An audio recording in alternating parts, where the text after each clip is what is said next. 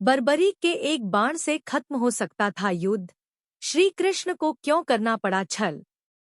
दोस्तों, बर्बरीक दुनिया के सर्वश्रेष्ठ धनुर्धर में से एक थे।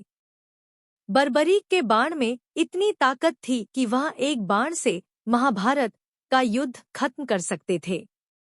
महाभारत में एक बेहद शक्तिशाली योद्धा था, वो था बर्बरीक। हालांकि कौरवों और पांडवों के बीच हुए युद्ध में बर्बरीक ने हिस्सा नहीं लिया था। बर्बरीक भीम के पुत्र घटोत्कच की संतान थे। बर्बरीक को वरदान प्राप्त था कि वह 3 बाणों से तीनों लोग जीत सकते हैं, जिसकी वजह से युद्ध से पहले कौरव बर्बरीक को लेकर डरे हुए थे। बर्बरीक को उनकी मां ने बचपन से यही सिखाया था कि हमेशा हारने वाले की ओर से युद्ध लड़ना। ये बात श्री कृष्णा अच्छी तरह से जानते थे। जब बर्बरीक युद्ध में सहायता देने पहुंचे, तब श्री कृष्ण ने अपनी कूटनीति से इन्हें रणचंडी को बलि चढ़ा दिया। हालांकि बर्बरीक ने श्री कृष्ण के वरदान से महाभारत का पूरा युद्ध देखा।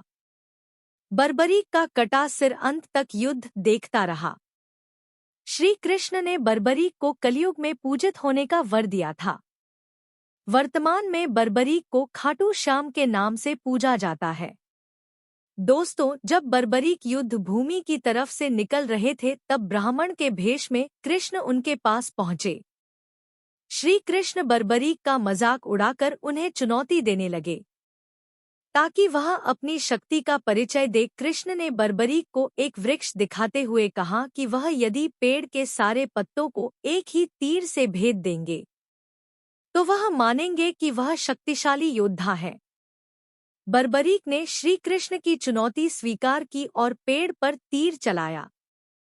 जब एक एक कर सारे पत्तों को तीर भेद रहा था, तभी चुपके से श्री कृष्ण ने एक पत्ता अपने पैर के नीचे दबा लिया। दोस्तों, बर्बरीक ने श्री कृष्ण से कहा कि वह अपना पैर पत्ते पर से हटा लें ताकि तीर अपना कार्य पूरा कर सके। श्री कृष्ण जानते थे कि युद्ध में कौरवों की हार होगी, लेकिन बर्बरीक कौरवों की तरफ से लड़ते हैं तो पांडवों की हार सुनिश्चित है। दोस्तों, इस घटना के बाद एक दिन भगवान श्री कृष्ण ब्राह्मण का भेष धरकर बर्बरीक के पास गए और उससे दान में उनका सिर मांगा। बर्बरीक ने शीश काटने से पहले अनुरोध किया कि श्री कृष्ण एक बार अपने वास्तविक रूप में आ जाएं। बर्बरीक ने इसके बाद शीश दान कर दिया था।